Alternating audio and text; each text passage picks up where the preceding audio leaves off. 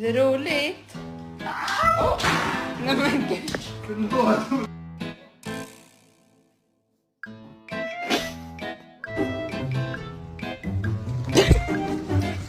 Say wee!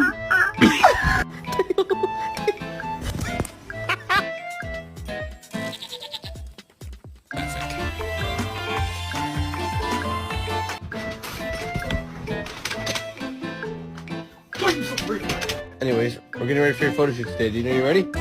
Alright. You get a smile. Ready? 1, 2, 3, cheese.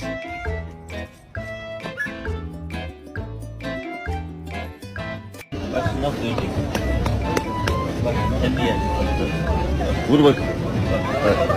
Here we go. What do you think? What do you think?